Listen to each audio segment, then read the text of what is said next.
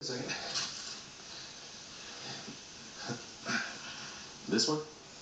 That one you can keep. Well, thank you very much. Let's get my money.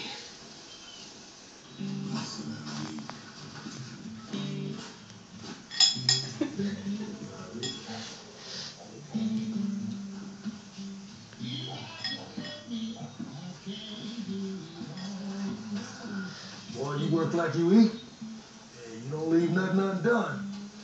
Just how I do that. I appreciate that. I need to have a word with Errol. Why don't I take this home?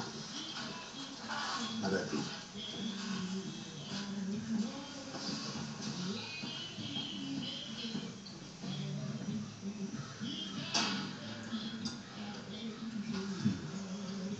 You are one of the few folk around here that's got a thing for pig tongue.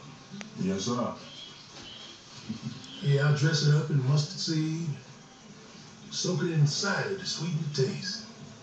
Then I put a little vinegar just to soften the texture, and it just sits right there, it just sits until you come round. Used to send plates home to me when I was a boy. That's right. Your daddy would set it aside when we butchered together. Yep, end of the day, he's mine. Daddy called me mine.